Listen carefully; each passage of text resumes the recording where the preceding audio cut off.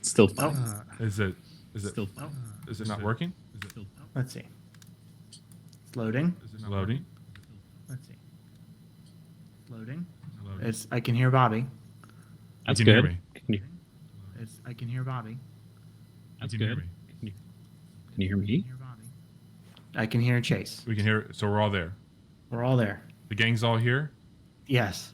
Jesus Christ! What the hell is going on? I never want to do this again.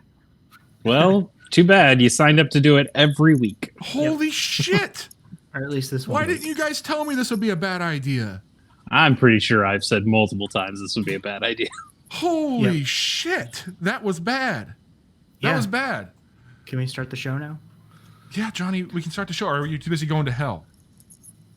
We'll see. Yeah. right. Ostensibly about video games, mostly about going straight to hell. Hello and welcome to the Casual Hour podcast, ostensibly about video games, but mostly about going straight to hell. I'm your host, Bobby Pease. Joining me as always, the gamer on the go, Chase Kinnicky, and the gamer that goes to hell, Johnny Amazich. I will say that if you tried to tune in to our, on time edition of this, Bobby had a lovely soliloquy about this show, who we are, what we do, the kinds of episodes we're due. And I'm telling you right now, we're not going to do that shit again. No. We're just going to do the fucking show. We're doing this live. Johnny, maybe tweet out again or retweet something from the show saying that we got it figured out. But yeah, so that was rough. Things weren't great. We got it figured out. I think you can hear us. I'm looking at all these buttons and switches. I will do my best to fuck this up. Turn the big knob. And turning the big knob is what I do best. And that's what I would say. Wow. Turn the big knob. Turn the big knob. All right, Johnny. Yes. You're good. Chase, you're good. I'm good. I want to know about good as we'll ever be. I want to know about the video games that you've been playing. I want to know about the video games that are making a difference. I wanted to talk about anything that's not audio related. So just tell me about some fucking video games. Well, I mean, okay. I've been playing a game called Audio Surf. No. Chase is keeping it as relevant as ever. Oh yeah, I've got only the hottest new releases from 1994 or whenever the hell Ni no Kuni came out. 2000 and Ni no Kuni, my favorite. The first one. Yeah, I don't know. PS3 game. Yeah, what do you want to hear about? You want to hear about some Donkey Kong 94? I want to know why in the year of our Lord 2021. Why are you playing Donkey Kong? Yes. Where are you That's a playing good question. Why are you playing it? So Donkey Kong 94 Have for you those played it people who before? are yeah, totally. I've done a Gamers on the Go episode about Donkey Kong 94. If you want to go back and listen to that with friend of the show, Zach Fleeman. Oh shit. Okay. Yeah, it's good. He put it on his Game of the Year list for 2015 or something, and I said, sure, whatever. And he's like, I just played a lot of it this year. That's fair. I mean, okay.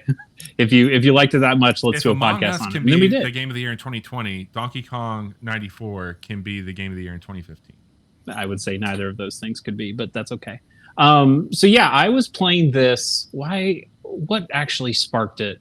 I was watching something about Mario and remembered that game for whatever reason and thought, oh yeah, that was such a fun little game. Right. This is Donkey Kong 94 is the one that's on the original Game Boy. It actually is just called Donkey Kong, but for people to know that it's different from, sure. But for people who want to be able to figure that out, that it's not the arcade game, then people refer to it as Donkey Kong 94. I thought I had this cart. I used to, and apparently I don't have the Game Boy cart anymore, and that made me very sad. Damn. But it is on the 3DS eShop. Okay. So I paid $4 for this. It's cheap. Oh my god! And that's highway robbery. I know. And I played this on my 3DS. Isn't it on? That's on the SNES Classic, right? No, it's a Game Boy game. Would not be on a SNES Classic. Bobby, try and keep up. Sorry, I'm thinking Donkey Kong Country. Big mistake. Yes. Yeah. Very, very different game. Giant mistake. Very in fact, game. so this, if you have played the arcade game Donkey Kong, the one we did a whole podcast, a whole deep dive on the King of Kong. So that game that Steve Weeb, friend of the show, Steve Weeb, and Billy Mitchell, yes, and not friend of the show, Billy Mitchell. I hate Billy Mitchell. I hope he's never allowed to be a friend here. So that game, the arcade game, is represented here in the first 4 levels. You play basically through the Donkey Kong arcade game, and then when you finish that, when you play in the arcade game, you'll go right back to the same loop of those 4 boards and just do them over and over again, with more challenging difficulty and other shit. Donkey Kong 94 is a little bit different because then Donkey Kong will just run off with Pauline, and he'll go to the game completely changes to a puzzle platformer where you need to either collect keys to get through locked doors, or you need to get up to specific places, or you need to solve little puzzles within the levels to make paths open up for you. And it's just a good, tight little game. Yeah. It's got so much. You think about the other Mario games that are on Game Boy or just other Mario games in general, and it's very much like Super Mario Brothers. You can run, you can jump, you can get a fire flower and throw fireballs. There's not a ton of difference. 6 Golden Coins has that rabbit ears hat where you can kind of float a little bit. Right. It's no cape, that's for sure. But this game came out around the same time as Super Mario 64. I think it actually came out a little bit earlier.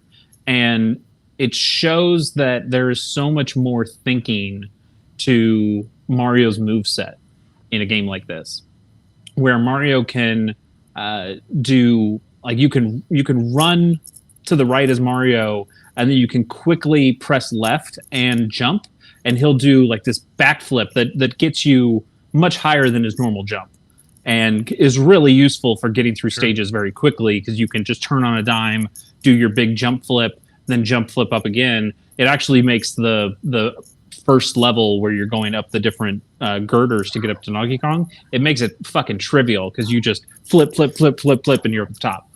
It's crazy. It's good. Is there a thing in the game that lets you start to call him Mario instead of Mario? Because I'm trying to figure out when that would take place. This is a Mario household. All Marios can get the fuck out. Get out of here, Mario. But Mario also has the ability to do a handstand. You can put him. You can have him do a handstand, and he can even walk with his on his hands. And Donkey Kong will throw barrels and other shit down.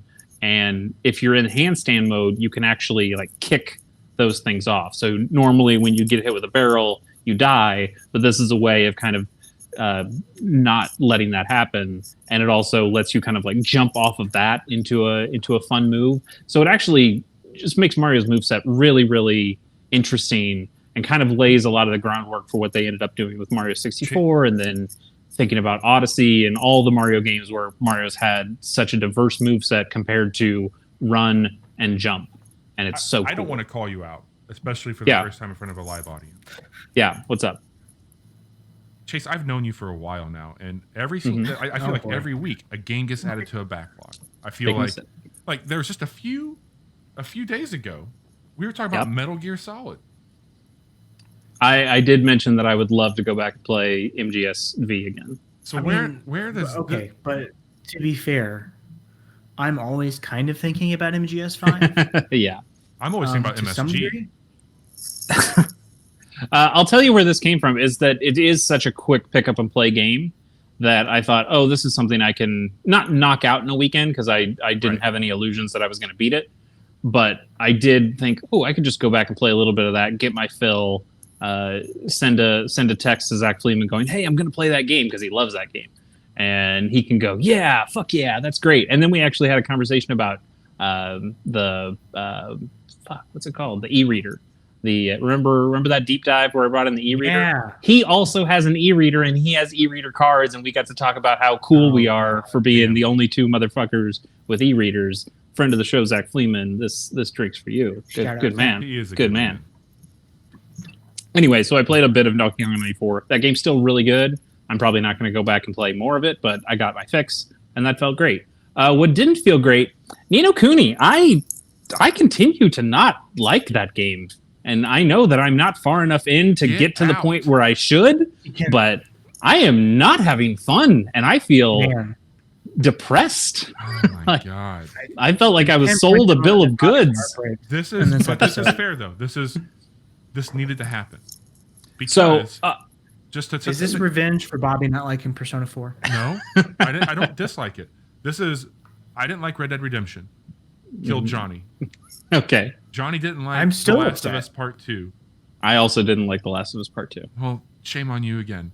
And now you bring this news to my doorstep that you don't like. What made me feel the most connected to you that I'll ever be. Yeah, I know. Kuni. It hurts me too. The umbilical cord has been fucking bitten in half by you. Yeah. Gross. That was gross. Okay, so let me give you a little bit more context here. I only played another couple of hours. I don't need to hear it. I only played another couple of hours. I got to the second city, so outside of you get done with like the Golden Forest, and you go through a desert. I don't even know what it's right? Mamoon. It's some like cow pun. Al Mamoon or something. Sounds about right. Yeah. So again, I don't have any more than 3 familiars I had before.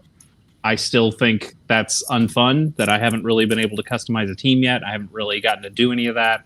I've gotten a little bit of equipment, but it hasn't really changed the way I would play. I still don't understand the Pokemon style, what's super effective against what's ineffective against other things. But also, I only have 3 familiars, and 2 of them are the same type. So I don't. It's very unhelpful when I'm trying to figure out what type advantages are. And the story is fine. Like, the story's okay. I don't have a problem with that. It just feels. Like the combat. The combat, I'm not having a fun time with. Chase, nobody's perfect. It's true. That includes nobody's nerf it. This game, apparently. I think that you didn't like Persona 5 for at least 20 hours. That's true. Well, I didn't like a specific part about Persona 5. Its combat and mechanics, I think, were still top notch. It's just its story didn't make any fucking sense, and it doubled down on that. And this, I'm okay with the story, but the combat is just. I'm not saying I'm giving up, but I'm just continuing to report that I have not found the fun in Ni no Kuni, and I'm still wondering what you saw in this game. Each week, the knife goes a little bit further into Bobby's heart. I like Mr. Drippy. Mr. Drippy's good. Mr. Drippy's great. He says in it, and that's fun. The game's good, isn't it? Tidy's fun. That game is tidy as shit. It's according to Chase Kennedy. Well, if that wasn't going to get the job done for you, Chase, you probably had to play another new game, right? Something that was on your backlog, right? Not no, exactly new. It's really just been those 2 games. I haven't really been playing. Well, there's another game you have listed here, though. That's not really a game. Well, you're certainly playing the game with my heart right now. So I do have it listed though. So I guess I can mention that I watched the Sonic the Hedgehog movie. I feel like one of you've the had last this in the movies note that most Americans saw in theaters. Yes, 2020's movie of the year because it was the only movie you got to see in a theater before everything went to hell. Robotnik won again. Okay. Damn you, Eggman. So Johnny, you've seen this. Bobby, you haven't, right? No. Okay. I watched it and enjoyed it. I think it's fine. I took it for what it was. Yeah, exactly. It wasn't made for me, and I get that. So when I have little quibbles like, why is the real world location called Green Hills, but the zone that he comes from that looks like Green Hills is not called Green Hills? Where'd this fucking owl come from? Chase, there's no owl. There's so many characters you can pull from Sonic lore, and you said, let's make up a doofy one. He basically looks like Big, or she, whatever her name is, like something Talonfoot or whatever the fuck.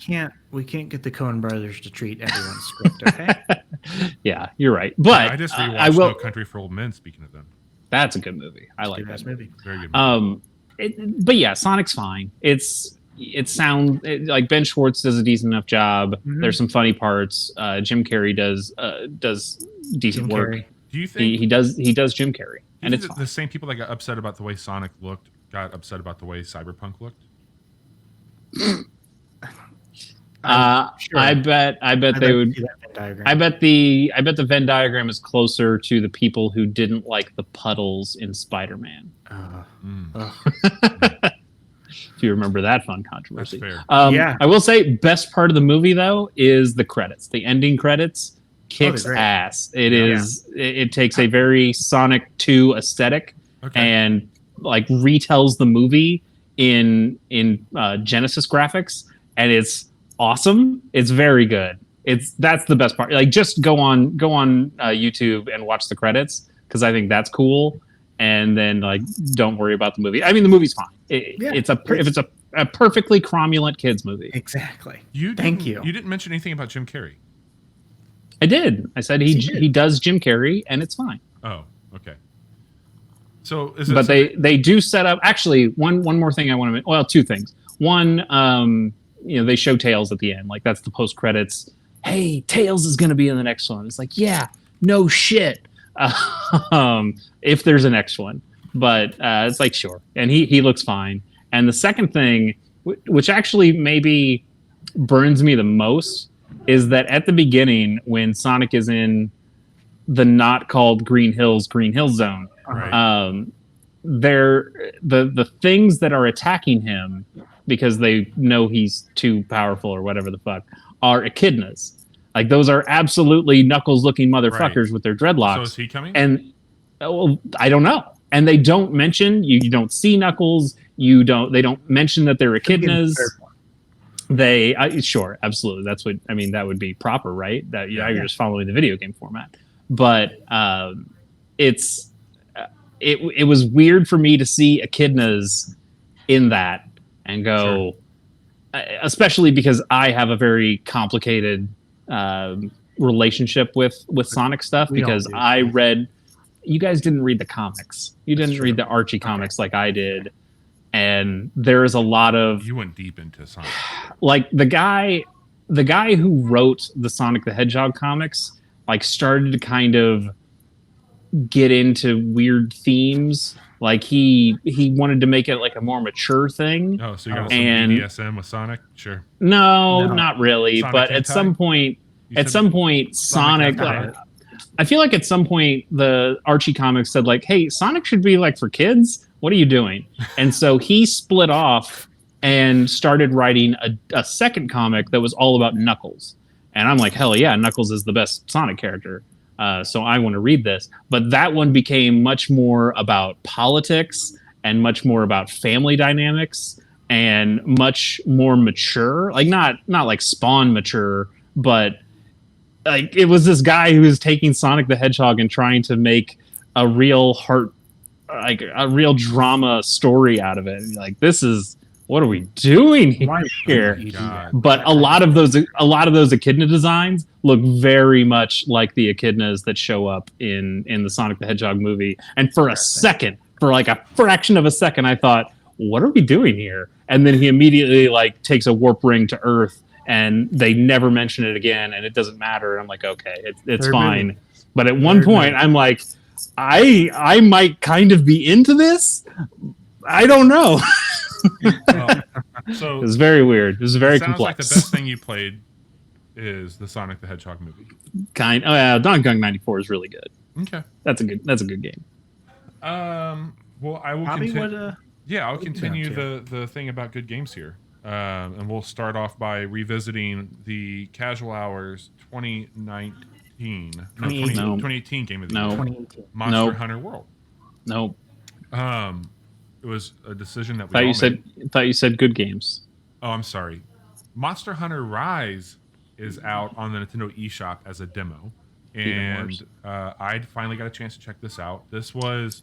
Actually, I am interested in this because this is not Monster Hunter World, right? This is supposedly much more like traditional Monster Hunter games, except you ride a dog sometimes. You do ride a dog sometimes. I think that this one plays a lot more like World, but evolved a bit more. So I think that it's got the trappings. So let me back up. You know this, and you know this. The audience doesn't know that. Like, I don't have much of a history with Monster Hunter outside of Monster Hunter World. No, And I have more of a Monster Hunter experience than any of you because I You and I played both 3 got in. Ultimate. Yeah. I played 3 Ultimate on my 3DS, and I played Stories. So I've played Yeah. more. I've played double the Monster You Hunter are that you a guys have Monster played. Hunter. I also played Monster Hunter World and didn't like it, but It's one of my favorite video games of all time. So Yeah. You and 15 million other people seem to be wrong. I think that this game is really fucking slick. It was built for the Switch. It is rumored to come out to the PC as well, but they built this for the Nintendo Switch. It plays a lot like Monster Hunter World does, in my opinion. Like you're still not having to go into loading screens. You're not having to use the paintball mechanic. Quite frankly, they've made tracking monsters even easier. It's no longer following scout flies. It's just a big ass arrow that comes up on the screen, and it tells you where you need to go, which is really ride helpful. your dog. Yeah, and that's the big thing. So on top of having a palico, you actually have a dog now, and I can't remember the actual name of the dog. Is it as funny as Palico? It is. It's a dumb name. I'll look it up. But you can. So they brought one of the elements that I think they introduced Chase first in Monster Hunter Stories, which is where you can ride some of these monsters, like the riding mechanic that was there. Okay. Yeah, in Stories it's very pointless. I mean, it gets you around faster, but It's very good. Yeah, It's go for it. A Palamute. A Palamute, like a Malamute. Yeah, I get that. Okay. So Palico and Palamute. You start off on the demo. They basically have an introduction to like teach you how it is. They've got like 10 predefined classes that you can use. They then have two hunts that you can go on, like a beginner and an intermediate. It's very similar. Which weapon did you pick? Hammer. I'm a hammer bro. Okay. Come on, Chase. I mean, I know he's used hammer before, but some people would like to try to switch it up or something if they're, Yeah, I mean, if you're going to... So the way that Nintendo did this also was interesting. Like, I don't know if it was Nintendo or Capcom, but there's only 30 hunts that you can do before the demo expires. And so you don't get to, like, go... It could is an equal chance. It's Nintendo. That sounds like a very Nintendo-like solution. But the way that they do it, there's 2 hunts you can go on, a beginner and an intermediate one. And when you're in the world, lots of the monsters are there, much like you would see in Monster Hunter World, where you can interact and start going after one of them. But the traversal is really what they focus on. So outside of being able to ride a companion through the entire world, which does help quite a bit, you're not burning stamina when you do that. They can traverse up hills, which is awesome. But there's this new mechanic that is a lot like the clutch call, but it's a wire bug, I believe is what it was called, that allows you to do some more vertical movement to this game, hence the name of it. You can also like lasso monsters, right, and get on top of them much easier. Yeah, so right before, like, because in Monster Hunter, you could like basically knock a monster down and then beat it up and all that fun stuff.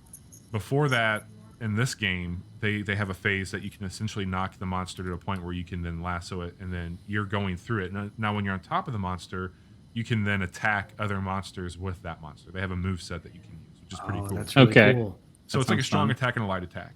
But then they also like say that you can damage the monster by running it into walls, and then like you have to do this thing where you balance it back out. You can do a pretty successful run of this where you can damage another monster, damage the monster itself, hop off, and then go into your damage phase. I didn't play this with anybody else but myself, so I was trying to concoct in my mind, like, how would this play out if I was with a team right now going after it? Like, I know, Johnny, you and I played with your cousin, my cousin, friend of the show, Phil, quite a bit, where we were definitely all playing a different style. I think that you balanced between a few different weapons. If I remember correctly, Phil and my cousin were pretty set on a weapon, and I was set on hammer. But when we were playing this, the insect glaive. Yeah, he was all about the insect glaive. He was like insect glaive. That was the one time I kind of had fun playing that. It's a lot of fun. Well, that might be a thing to think about, because they bring a lot of that style into this one when it comes to mechanics and how you move around with it. Each one of the main weapons, though, does have some really cool movesets. So for me, being a hammer user, you can get up get up there and do a ton of damage up front and personal with these monsters, but then you really open yourself up to getting fucked up pretty bad. But I can get in and out now with this wire cutter, where it's almost like a grapple out. So I can like grapple away from the monster, grapple back to it, and then you know how I would like slide down hills and do that like spinny thing, Johnny, and just knock the fuck out of the birds and shit. Very technical terms here. Yes. I'm a technical monster hunter. Okay. I mean, if you look it up in the codex, that's exactly how it describes it. Well, that's like one of the things with the wire bug now. You basically slingshot yourself up in the air with a hammer, and then you just spin down onto it, which is it's so good. It's really, really good. This game comes out in March. I'm really excited to see how they open it up further. From what people who are familiar with the series have shared, it's a good blend of Monster Hunter World and Monster Hunter that came before it. But I still have a few sessions left. I'd love to try and play with somebody else if anybody wants to check it out. I will be picking it up on the Switch. It doesn't look great. I mean, it looks fine. It's very. I mean, it's a Switch game. Yeah, it's a Switch so game. It's not. You and I have been playing Monster Hunter World most recently on our stupidly overpowered computers. Right. And we're used to things being in a lot higher resolution, but this is still Monster Hunter on the Switch, which is pretty like that. awesome. There was something to be said about that because I was like hunkered down on the couch hanging out with Sarah, and I was playing some Monster Hunter there. She was playing Animal Crossing, and that Hori split pad that we got chased and that I have, like that is a dream come true for this thing. For your sausage hands, right? For these big O's. Not people realize what I'm talking about. They know how the sausage is made because they. Can if you want to play a Monster Hunter game on the Switch that looks good. Yeah. Monster Hunter Stories 2. Well, that's not out yet. Yeah, it's not out yet, okay. but that's okay. April, right? How about this? If you want to play a Monster Hunter game on the Switch that looks good, Super Smash Brothers Ultimate. There's a Rathalos in that game. Yes, there is. Chase, I have a sneaking suspicion that I will wear you down again. Have you get this game and never play it with you. Yeah. Especially after what happened last time. Yeah. No. That is my not happening. All right. Not happening. What was more offensive to you? Convincing you to buy Monster Hunter World or convincing you to buy Borderlands 3? Or giving you Borderlands Cyberpunk for Christmas. Cyberpunk at least I didn't have to pay any money for. But God. I would say that Borderlands 3 was much worse. Because that game, holy shit, that game. But Tiny Teener. I will say what's maybe even more disappointing was that when we did play Monster Hunter, I started asking you questions about how to make party stuff, and you didn't know. And you said it was because I haven't played this game for a while, whatever. And I'm like, you played this game a lot, and I haven't played this game at all. And I know that all this party shit sucks. It's just so wasn't good. Didn't seem like a master at this game that you like so much. No, I have nothing but fondness for Monster Hunter World, and I am very excited to check out more of Monster Hunter Rise. March 26th is when that comes out. There's a standard edition and a deluxe digital version on the eShop that you can pre-order right now. If you pre-order, you do get some in-game bonuses. I think there's some crafting materials, and I do believe you actually get an entire armor and weapon set for pre-ordering the game. And I think Nintendo changed that up, by the way. It might have always been this way, but I thought whenever you pre-order Nintendo, they immediately charged you, but now they charge you like the week the game comes out. Oh, yeah, that is different. Yeah, so just something to think about if you are wanting to pre-order that. I mean, I'm going to be buying this game. Yeah, you don't have to sell it to me. Well, let me tell you about something else here, because I have gone down a black hole. Yes. Should I take a break? Should I just get out of the way while you guys? Would absolutely love everything I'm going to talk about, but if you want to get out of the way, steer clear. Just go ahead. So I was cruising around Steam about 10 days ago, and I had saw a game that I had downloaded back when PAX was going on called Everspace 2 Demo was being on the front page Steam again. What's that? The prototype. Yeah, Everspace 2 prototype. And I thought, I have this HOTAS down here that I need to check out and use again. I haven't played Squadrons for a while, not knowing anything about the game, just knowing that it was going to be something that had to do with a spaceship. I'm like, I will download this prototype and I will check it out and see how it works. And then you played it and you wouldn't shut the fuck up about it. I wouldn't. And then how's that different from any other game he's played? So this one's really good. Okay. The reason that is different. The reason it was on Steam was the early access was officially launching January 18th. This had been pushed back from December. But they pushed it back because of Cyberpunk. They did. They wanted to get out of the way of Cyberpunk. Back when that was the big scary thing. So let me kind of set the stage, Chase. I don't know how much you know about Everspace, but You said it's Destiny, but with ships. kind of. So Everspace came out a few years ago, and when Rockfish made that game, it ended up being a run-based game where you had a little bit of carryover elements in between runs, where like shit that you could buy for your particular ship would carry over. It did have some loot in it that you could unlock, but they had said that the game that they always wanted to make was a full-blown RPG, open universe, open world, whatever you want to call it, game where the ship was the focus. They have came out and said that they feel Everspace 2, which is what they kickstarted successfully, like a very successful Kickstarter, would be more of, it was like Freelancer meets Diablo. And they are all big fans of Destiny, and I think aesthetically speaking, the ship design especially borrows heavily from the way that the ships in Destiny look. But this is fucking Diablo, in my opinion. Diablo in space. Your ship is the character. There's multiple classes or multiple styles of ship that you can buy and purchase that have different attributes, even like down to ultimates that you can unlock with it. So I'm using, I think it's an Interceptor is the model that I'm currently running in this ultimate, for example. I'm running the Gunner now. Okay. I just got that last night. Nice. So I can string up, basically, you know how you would tether all the enemies together as a hunter in Destiny? So if there's a cluster of ships, I can shoot a tether through these and kind of bring them all together. If I attack one, it's going to send the damage through that tether to all of them and basically take out a cluster. The ship that I am is a very aggressive base ship. You're up and personal with things. The one that I might go after this is not one like a class that I would typically play, but it's a scout, and so it's very, very little shield. It's got attacks that increase the further away you are from enemy types. It looks a lot like a TIE fighter also, which helps. What would you say this game feels like? Does it, like you said, you're playing this with a HOTAS, if that's what you have for it? Oh, you're not? Okay. Like, so does it feel like Squadrons when you're kind of like going around, or if Squadrons was Forza Motorsports, this is Horizon. When it comes to like it is they are not a sim. They are an arcade base. They actually designed the game to be best experience with a mouse and keyboard. Yeah, John. When I talked to Johnny about this off pod, he was. I brought up that my issue is that Squadrons is fine and that's okay, but if I'm gonna spend a number of hours on a deeper RPG, I don't typically love like ship to ship combat stuff. I find it's a lot of like dogfighting stuff can be exciting, but it can also just feel like I'm crossing paths with something and nothing's ever getting shot at people, or I'm just getting hit in the back and I can't do anything about it. So I haven't experienced that yet.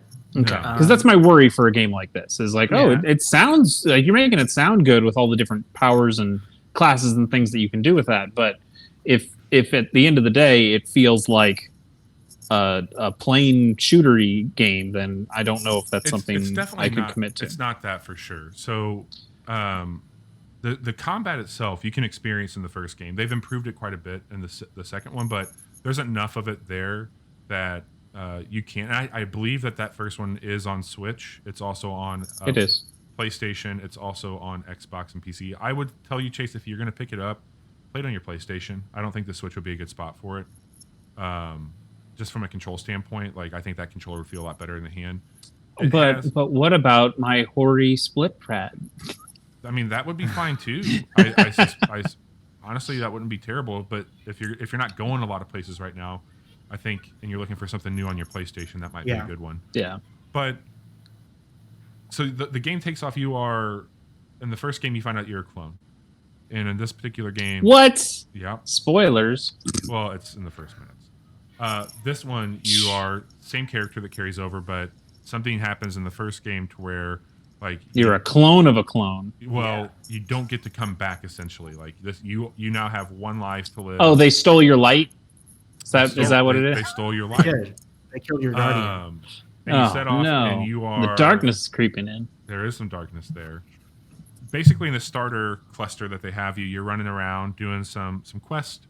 you're trying to piece together the ability to get to the next area, which is called Union. You do get some companions in this game, and they don't have ships that. I mean, there is a part where they have a ship and they're with you, but for the most part, they offer a perk system that when you're getting materials and shit in the world, you can dump into these particular character perks. That reminds me of Fallout New Vegas. Yeah, it's very much like that. I'm listening. And your particular character, for every 5 levels that you go up, you get a perk slot where there's 3 different perks that you can put on yourself, but they're interchangeable, so you can change them up as much as you want to, like for whatever environment you find yourself in. Weapons do have different stats and different roles on them. They do use the color-based system for the rarity of those items. The game focuses heavy on crafting, so you can break down stuff that you find, and then you can actually unlock blueprints that will let you craft higher elements. You can bring weapons up with you. Your ship is modular to the point where you can add and swap things out from shields to energy boost if you wanted to focus on it. Like one thing that I found for my for energy, if I was idle and not moving, so for every second that I was idle up to I think 30 or 40%, it increased my range on being able to scan resources just by. So if I was done killing things, I would sit still for a second, let that go out, and then I can go mine some ore over there, or hey, that ship actually dropped a container. But there's some really fucking cool puzzles that they do also, where you can like bring in, like you wouldn't think about it, but like as a ship, like you can then take an energy lock that you can like pick things up and bring it over. So like I need to figure out how to rewire this asteroid with explosives, and then I need to figure out how to like ignite the explosives to blow this up to get the resources out of it. I just did that last night. It's really fucking cool how they do it. The carrot that they dangle for this is awesome. The soundtrack for this game is incredible. Oh, how good is it when you kick in the light speed? Yeah, that's the other thing. So like I think that the interface does remind you, like the way that they organize some stuff looks a little bit like No Man's Sky's inventory system. And the idea that No Man's Sky was like, hey, you can go from the planet up to the atmosphere and beyond. Like you're not landing your ship, but you can definitely engage. So you can just move your ship with the thruster, or you can do like a cruise control where it is an increased speed, or you can hold down a key and you literally can just hop into hyperspeed whenever you want to. And then you go out and you can cruise around the galaxy. It's just so fucking cool, man. Like this game has such an awesome style. Yeah, if you're in a sticky situation, the thing assigned to your number 2 on the keyboard, you hit that and it boosts you away from wherever you're at by several kilometers. Well, that depends, Johnny, because those are consumables. Right. So you can change those out. Like Johnny has, there's like basically a support one and then a fighting focus one as well. Yep. I've got an EMP blast that I can send out that disables other ships momentarily. And if you do need to get away quickly, you hold C down on the keyboard and it has to build up to go into light speed. If you're being hit, it knocks that timer back a little bit. There's not really a huge penalty for dying. No. The game saves when you get into a new system, and then if you are at a trading app post, you can manually save the game. So really, if you jump in somewhere and immediately get taken out, you can just quickly reload your save. So there are factions as well, which is really cool, and increasing your rep with the factions gets more jobs, gets more loot, so you can do things throughout the galaxy picking those up. As you're cruising around, like if I'm in hyper travel, it'll be like, hey, there's an unknown signal we're detecting right now. You can hop out of it and like cruise over, and there could be this barrage of shit that's just getting bombarded by outlaws. You clear that out. Sometimes they'll drop you something pretty shiny. Sometimes it's just garbage. This game 100% stands on the shoulders of Destiny, and I think for what you like about that, it's not an open world game. I'm sorry, it's not a MMO. Like this is a contained single player game that is letting you explore a very but a very intentionally designed and intentionally created world. It's not procedurally generated like the first one was, where based off of money and resources, they had to make those runs where some of those areas were. It's fucking cool, man. Like it's one of the biggest surprises I've came across. I stumbled into this thing face first. I like this game so much that it's going to probably impact how I rank and allow early access games this year when it comes to Game of the Year. We're changing the rules. for Didn't we? Everspace. Did we not change the rules already? I thought we changed the mean, rules. I don't remember. But Yeah, I mean, I So can't say it's enough- not out yet, right? Yeah, That's- sorry. This just hit early access on January 18th. They are planning to do quarterly updates on the game. They have a very active, very transparent Discord if you want to follow along with what's going on there. But the target right now is early 2022 for the game. And when it hits 12 to 1.0, 18 months. it will be 100% on all platforms when it launches. So PC, console, the whole works. And they All right. Well, They see you next year. they were the #1 game on Steam, Yeah, that's really cool. like in the top selling games on Monday, and it's just really cool to see a small studio like this, have all these people super enthusiastic to check out their game. They're a relatively small one too, Rockfish. Like I don't think they've done a whole lot outside of this. Chase, this would be a perfect quick look for you and I to do. All right. And Johnny, I'm not against it. I can't get excited about a game I can't play for a year. That's fair. Fine. That's fair. It's why I couldn't get excited about Temtem Yeah. Well, hey, we can play or that or now. Rublets. I can't. Yes, you can. I can't play it the way I want to play it. But you've bought this game. They're already doing cross save, and you've bought stuff multiple times. not because I wanted to. But you did it. Yeah. So anyway, You did it. This is a game that I am so excited that I found. I've got about 10 hours into it already, and I'm just like, it's all I can think about. It's all I want to do. It's all I want to play. It's really great. Is that it for you, Bobby? That's it. Johnny, Okay. thank you for also hopping in there. Yeah, I have also been playing a lot of Everspace, about 5 hours, and just echo everything that Bobby just said. That's basically how I feel. I'm having a hell of a time with it. I'm really glad that he happened upon it and twisted my arm into purchasing it for myself. He likes to twist people's arms. He does. He likes us to play And he's so strong. Yeah, he's a big guy. For you. I would never twist anybody's arm into playing No, a game. never. That would never happen. Yeah. So, in addition to Everspace 2, I also started Bug Snacks, finally. I did. God, I should do that. Why haven't I not done that? I own that game. You know what? You should do it Cool tonight. game. Maybe not. So this is mainly just me watching my son Jude play this game and helping him out occasionally when he would get frustrated with, the controls or having some problems figuring out what to do. And it's like Pokemon Snap meets Monster Rancher, maybe Slime Rancher. It's don't a know. lot cooler than I thought it was going to be. Yeah, and like the writing is real snappy. I think the dialogue is pretty good. The bug snacks themselves, like Do you have a called favorite snack? probably Bunger. Bunger's good. Classic. Bunger. Bunger. I Classic kept Bunger. calling my wife in the room just to look and show her how cute the bug snacks were. They're not cute, Johnny. They're cool. There. Okay, my mistake.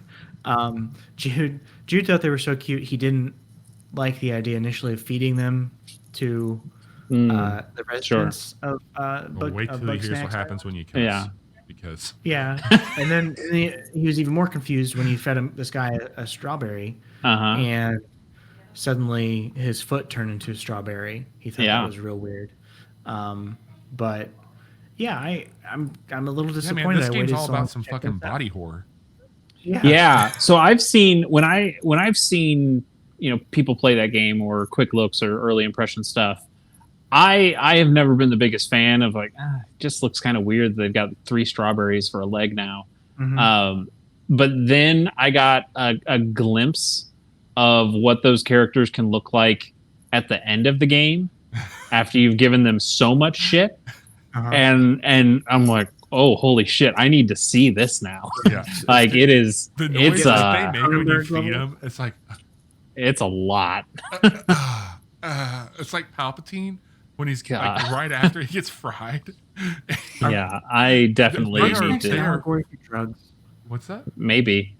Is this an allegory for drugs? Is this about the meth crisis in the United States? I don't know if it's no. These people aren't tweaked out on meth. Like this is like It's definitely about something, Yes. but I don't know what that something is. yeah, it's like ketamine. They're on ketamine. It's not. It's not It's meth. about the opioid crisis. Oh my god. This is actually set in Jefferson County, Missouri. Hmm. Or any county of Missouri. Yeah, okay, fair enough. Or somewhere in the desert. Yeah, so it's Bug Snacks. Like we played it for maybe an hour or so. Really, really enjoying it. Smack the and snacks, man. It's good. I'll make sure to today- play some snacks before, You should. maybe before the next podcast. Please do. I would love to hear your thoughts on it. I think Chase would like it. Yeah, I bet I would. it's I have it for free. It's an Thanks, enjoyable- PlayStation Plus. cute game. It has a lot of cool stuff it's doing. Today though, Hitman 3 came out, Yeah, that's a big fucking deal. and I don't know if you I heard, am a Johnny. big- People like Hitman 3. people do like Hitman 3. It's getting lots of excellent reviews. This is the second one that they've released since becoming an independent studio. Yep. And it takes, from what I've experienced and what I've read so far, takes all of the good stuff about those first two games and the reboot, whatever you want to call it, and just chef's kiss. The level design and how serious and stupid the story is continues to. You've to played be how much great. of it? I'm halfway through the first mission, so So I've played can it you for just let me about know, an hour. like, 'cause Chase, I'm gonna speak for you here. You and I have appreciated this from a distance, quite a lot actually. Like I love watching videos of it. I have nothing bad to say about it, but anytime I go to play this game, I'm just like, I'd rather just watch somebody do this.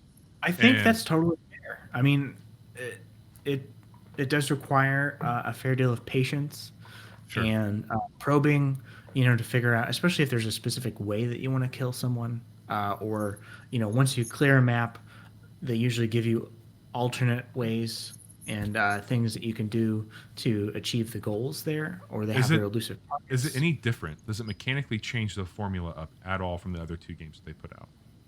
I mean, not that I've seen so far. Right. I'm just in the very first mission, but I mean, I'm sure there will be some new gadgets and things that you Yeah. can And you're playing choose this and on your play with. PlayStation, right? You got it I there am. I'm playing on PS5 for the DualSense. I did. I have. I'm an idiot. I own Hitman 1 and 2, I think, on Steam, Yeah. and I could have gotten 3 on there, and then they all would have been together. But I don't know realistically how quickly I'll go back to those games, and honestly, it doesn't really bother me if I've played on another platform. 'Cause Yeah, I all mean, you're bringing is the it's- maps, right? Hmm?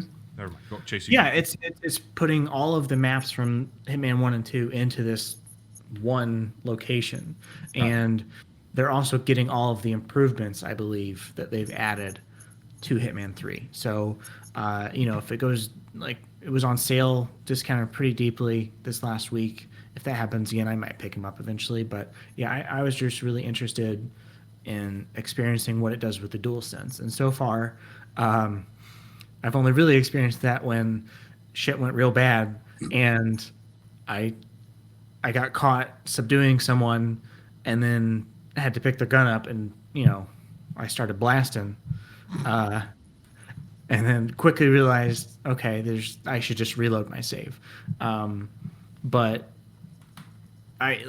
so this first mission opens up, you're in the world's tallest skyscraper in the United Arab Emirates or Saudi Arabia or somewhere over there. It doesn't. I don't. I think it's that one from Microsoft Flight Simulator. Oh, okay. Do you remember that? The one that was like somebody put in a like 8 the miles in the sky. the number of floors. It's super tall. Yeah, and so it starts with you parachuting down, and then you climb in through a window, and I ended up eliminating one of the targets by making this art piece that was hanging from the ceiling fall down on his head, because I infiltrated this backstage area, and I put on a disguise that made me look like the staff after subduing some people back there, and I was trying to figure out what I wanted to do, and then I saw, because you have your hitman vision and the targets are red, and I saw him walking. I was like, okay, actually this kind of looks like the path he's on might take him out through where I'm at, so I'm just going to hang back here and wait. And sure enough, he comes strolling through. I push triangle to release the winch, and boom, he's dead. You and sly brother. I'm making my way up to some of the higher floors, disguised as in a military uniform. I found some intel. It's just Don't they do something with the piano wire, or whatever they call that? The garrote. Yes. With the control tension, like when you're pulling that.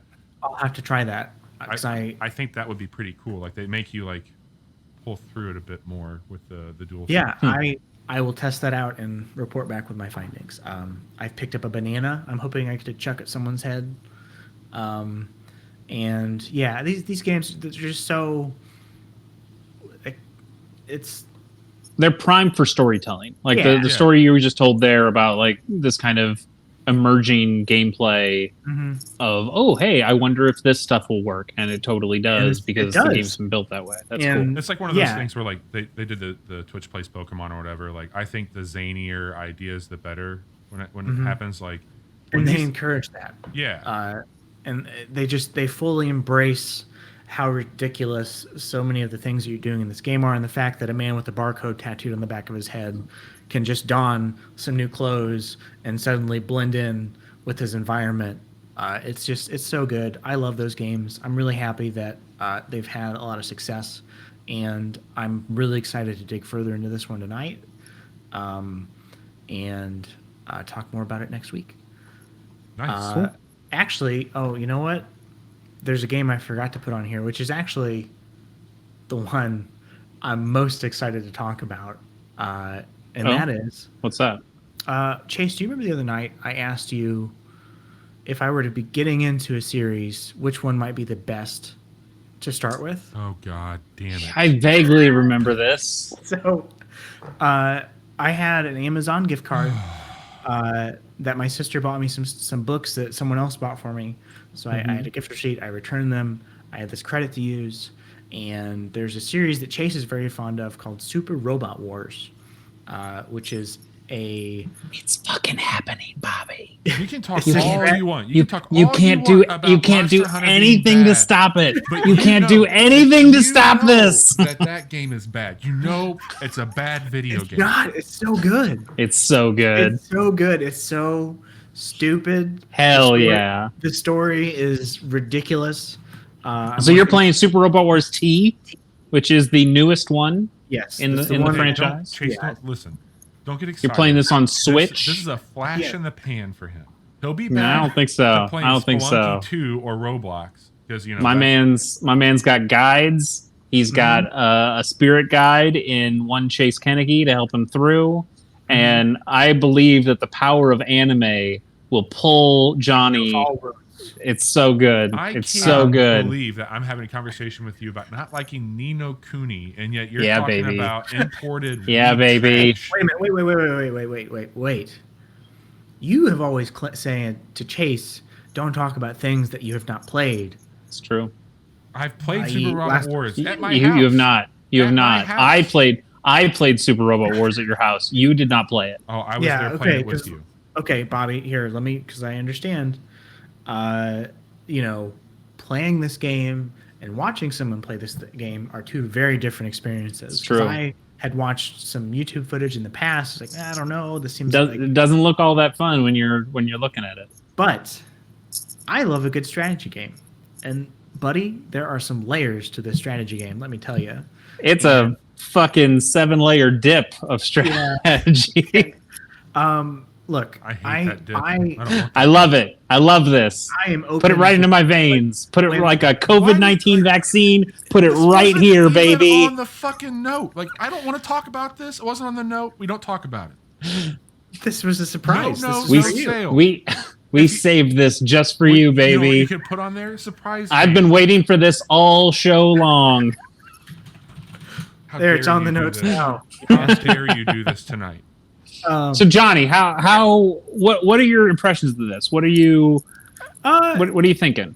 I'm thinking that the writing is silly and Yes. okay. I'm thinking that the battlefield layout, it kind of like Into the Breach doesn't have amazing visuals, but that's one of the best games that's come out in the last decade. Then play it. Right? Just play that. That's all I have to do. Just play more of that. This is a new strategy game. I like and appreciate anime on a on a level more than Bobby does. The only one that I'm really familiar with in this game is Cowboy Bebop, which is why I got T, because I love Cowboy Bebop and Spike, and you get that ship in this game. You get the swordfish. It's very good. And look, Bobby, I won't talk about this game for too long. Just like 1 or 2 more hours, I think. The best thing about being on Twitch is now that people know how I suffer through this. They just know. It's great. Look, you're so happy. Look, we've heard Chase talk at length about these games, but me experiencing it for the first time, I wasn't sure what to think. But hey, I didn't spend that much to get it, so I'm not really out much of anything if I don't enjoy it. But I like it. It's a cool game. It's got. And you're not super far in. You've only played a handful of missions. 4 or 5 scenarios 4 or 5. in. Mm-hmm. Or I'm on scenario 2, but I played like 4 or 5 missions. The animations are a lot of fun. I like the smack talk that the characters have between each other whenever they're about to get their shit messed up. And I have my friend Chase here to help me navigate these waters, because like I said, there's layers to this game, and I want to make sure I don't miss anything that would leave me wanting. Like for me, it's tough because part of me wants to tell Johnny every tip and trick I can. Because when I played Super Robot Wars X for the first time, that was my entry into the series. I did things wrong just because I didn't know better. I didn't understand all the systems, and there are so many systems in this game that you can / have to balance. The right one. Yeah, I like menus. Menus are cool. So I've kind of been trying to drip feed Johnny stuff while also letting him just enjoy things on his own. And it's been, I look forward to the Google chats when Johnny's like, hey, I saw this thing last night. I didn't, or, oh, it's so cool that the anime anime opening plays when your unit attacks. The music from Cowboy Bebop plays when you're controlling. It plays tank, baby. Yeah, that's awesome. It's so good. I'm gonna keep playing this game. It's been something like I play 1 or 2 missions at night while I'm laying on the couch. I've been splitting my time pretty evenly between this and Everspace. Look, something for both of us, Bobby. Yeah. I love shit with I will also make a somewhat surprise announcement that because Johnny has started Super Robot Wars T, that's inspired me to go back and actually replay Super Robot Wars X to play it correctly this time. And so far, I'm having a pretty good time. Yeah. And Bobby, you know how much I love to rebuy games. I bought this version for the Switch. I previously played the PS5 or PS4 version rather.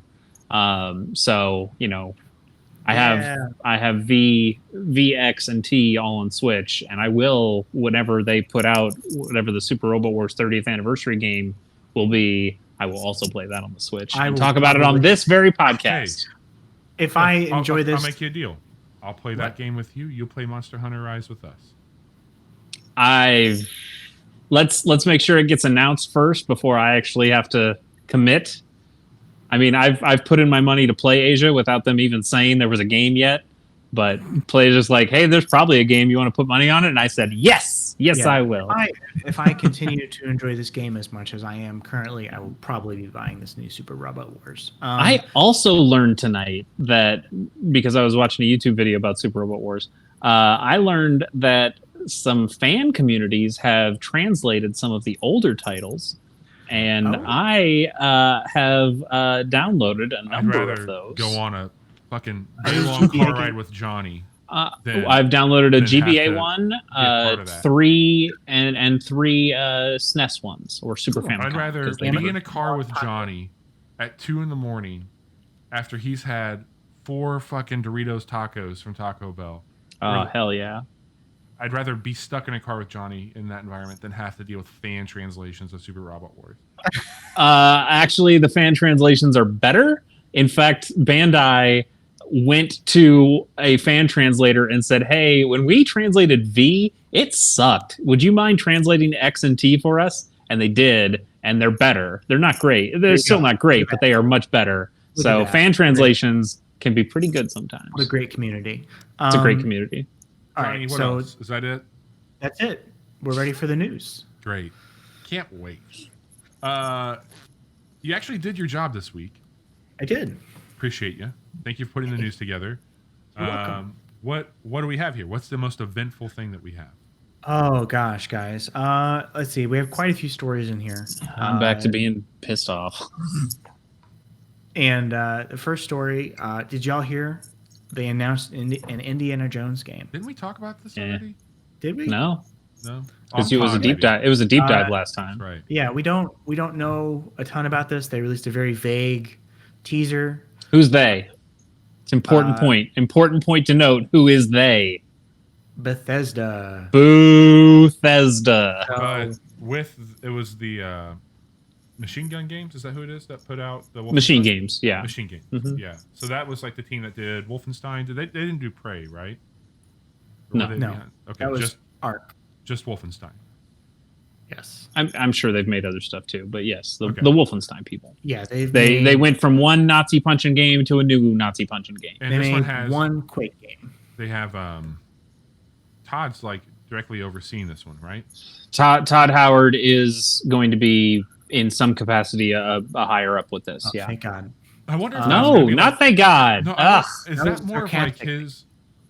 Not to derail you here, Johnny, but like with the Microsoft stuff, and knowing that he's with Bethesda, there, like I'm curious, are they going to have him as like a more of like a higher level than he already currently was at Bethesda? Like, Yeah, I mean, he might oversee all of Bethesda and their studios, maybe be Yeah. less hands-on. I imagine he'll go into like a Miyamoto kind of role where he can sure. bounce around on different things and consult.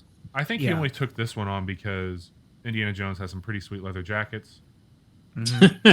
Probably. Yeah, I mean, yeah. he apparently does really love the franchise. Yeah. In some earlier video, I think actually when Bethesda got bought by Microsoft and they had like a press conference thing about it or whatever, you could even see in the zoom behind him there was like the Oh yeah. I don't fucking know what's the gold Ark of the case Covenant? that. Yeah, there you go. Thank you. He's Do you- a big Kingdom of the Crystal Skull fan. So do you think that this is going to be Ugh. like a? I mean, knowing their track record, is this going to be first person? Do you think? No. They did say it will be a brand new story, Okay. but it will be set in the timeline of or it's like set in the universe of the original 3 films. I wonder if have they to get, imagine can they get the likeness. third person. Oh man, can they get Harrison Ford's likeness in They're this? going to get Harrison Ford in the studio, not giving a shit. They're gonna dig up Sean Connery, goddammit, and they're gonna put his ass in the game. My wife loves those movies, and So do I. they're My they're favorite good movies time. ever. They're a great time, but I've never gotten into them. I just we've talked about this before, but Tomb Raider, Uncharted, Indiana Jones, that style of story has never been my bag. Like that is you're not my more setting. of National Treasure. I get it. You like. I do enjoy some National There Treasure. you go.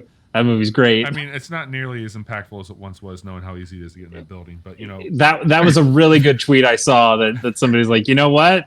No longer impressed. No longer impressed by National Treasure. I'm curious. so- This is an interesting move, I think, and I think that this is going to be a Game Pass game. Has to be a Game Pass game. Sure. I mean, yeah, absolutely. Yeah. So yeah, that's coming out in Star Wars news. Ubisoft is developing an open world Star Wars game, and this is being developed by the same crew that made The Division. So You know be what? cool. Give me fucking Rogue Squadron, but as the Division, you cowards.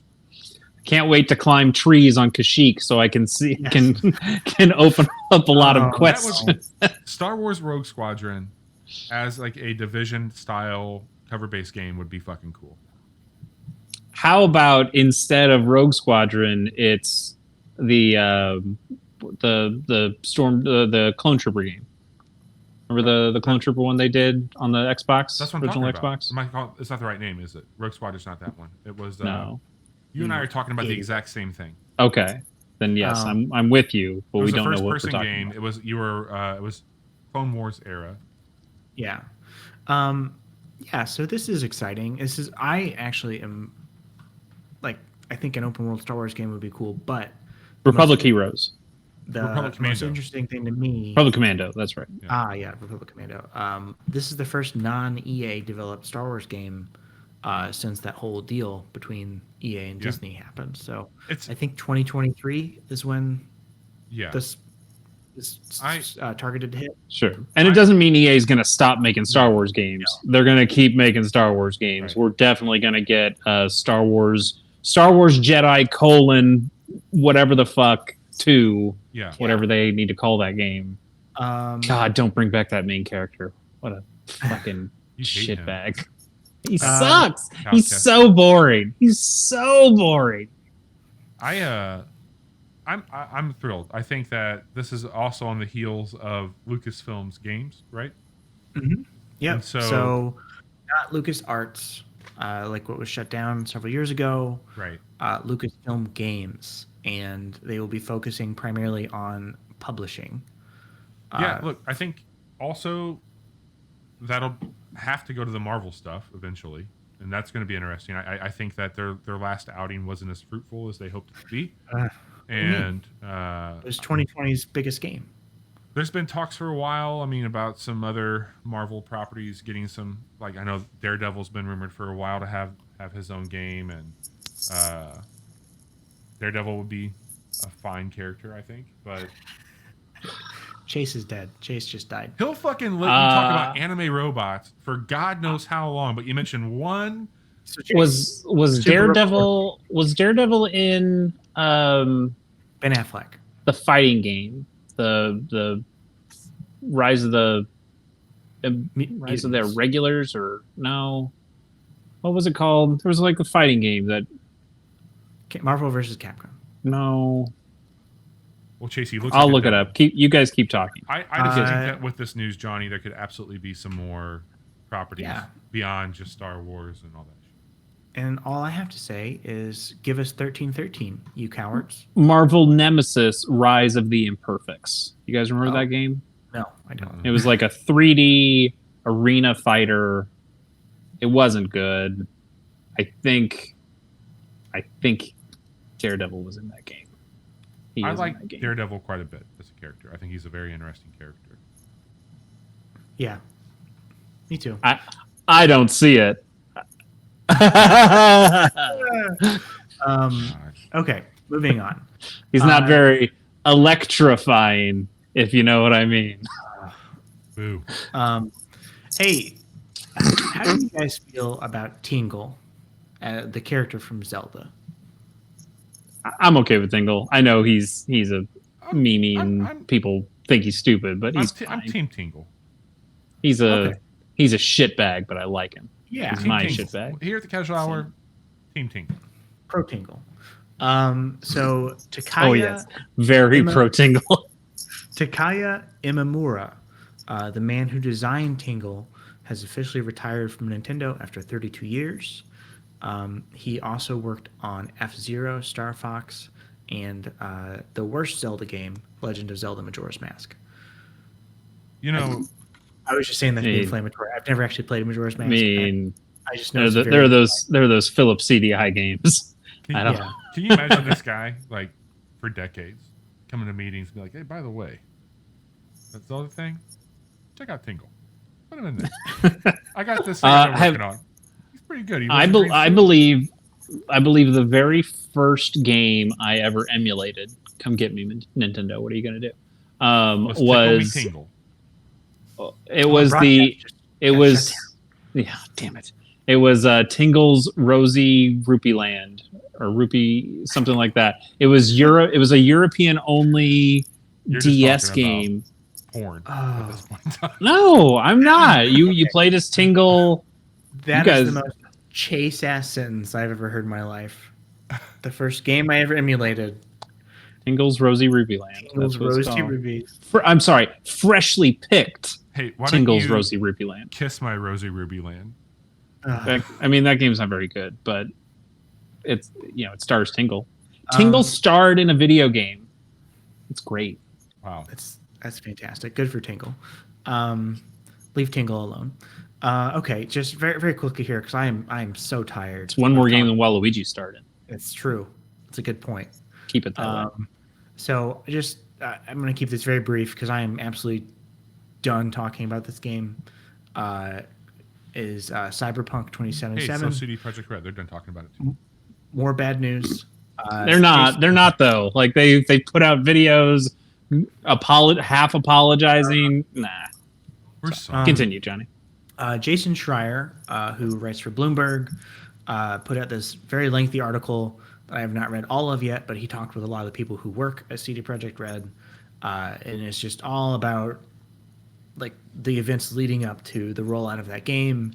And I think he talked to like 18 to 20 people. A lot of them were former people, but some freelancers, some full time, and they had some not so great things to say about some of the working conditions. Yeah, it turns out maybe leadership, kind of screwed everyone over. And hey, to their credit, leadership took it right on the chin. They didn't come out immediately with a video and tweets saying, no, that's not true.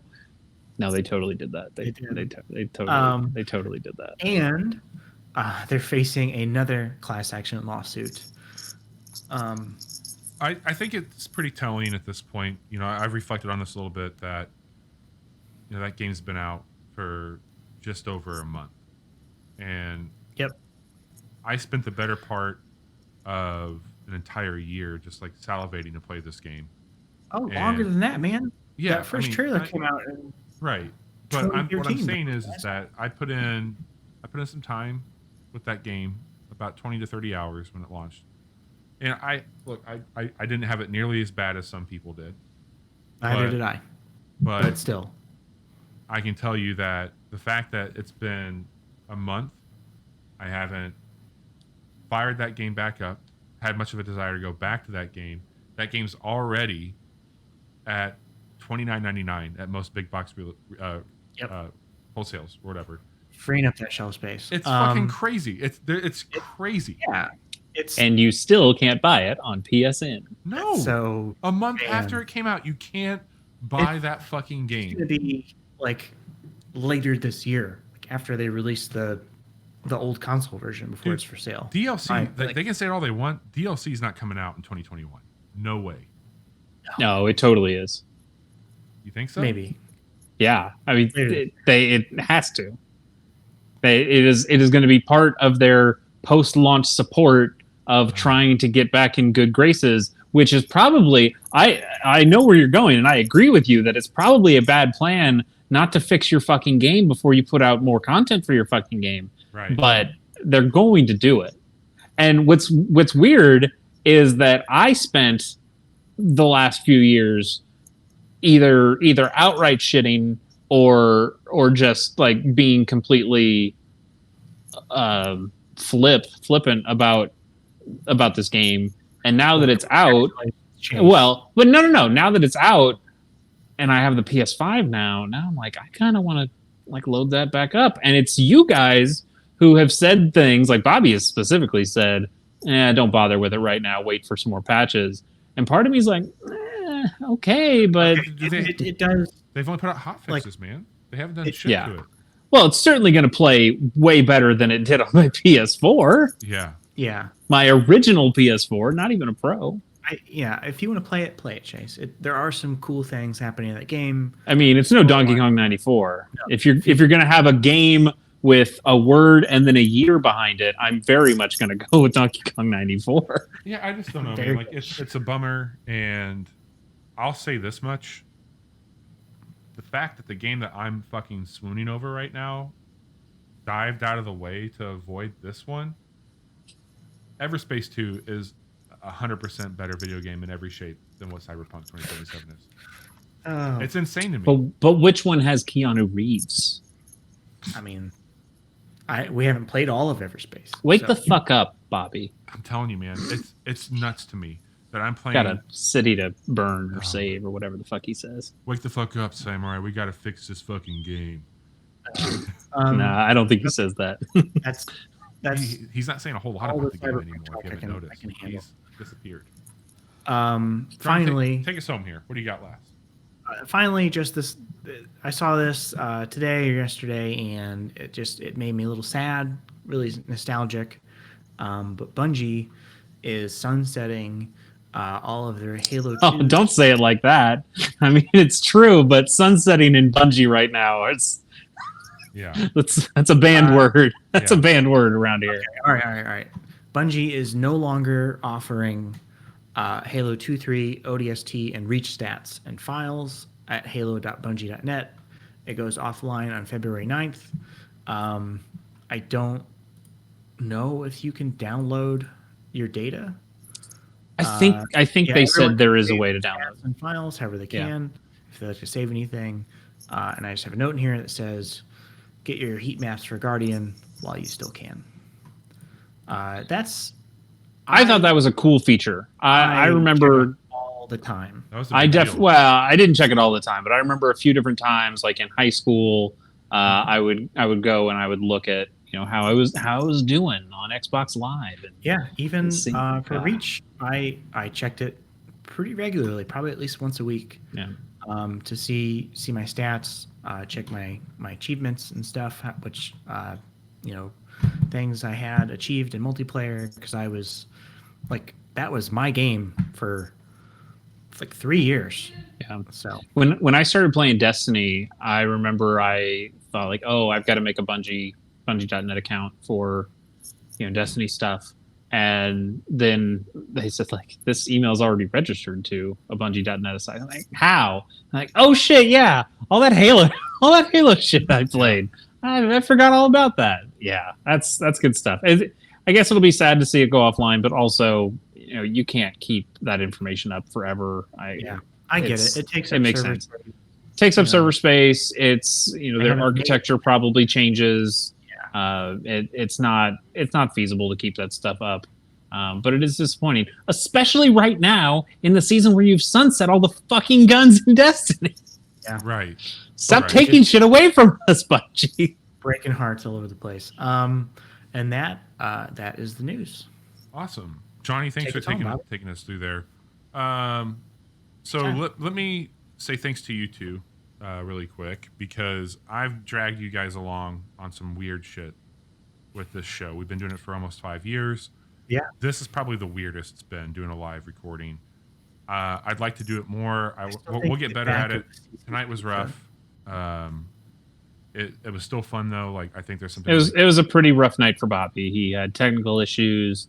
He had to hear about Super Robot Wars. It's really just a trying time. You could have for pulled him. the news back on that. You had to kick me on down, Johnny. But also this is going to be one of our shortest episodes, despite talking about Super Robot Wars. So yeah. Well, okay. Well, Chase and I are going to have a very special episode of Gamers on the Go where we just talk about Super Robot Wars. That's a great idea. Well, maybe you two could, do a Bobby, you're welcome to sit. You can't talk, but you're welcome to come and sit on that episode and listen to us talk about it. Okay. If this episode's proven anything, you can't hear me anyway. But I think we're going to try it again. We're going to get better at it. It'll be something that's a little bit more polished as we get our... Or worse. Get worse at it. Build back better. For those of you who stuck around for the show, we appreciate it. A little bit about the show. You can find us on anchor.fm/thecasualhour. We're now on twitch.tv/thecasualhour as well. There's a lot of ways that you can be a part of the show.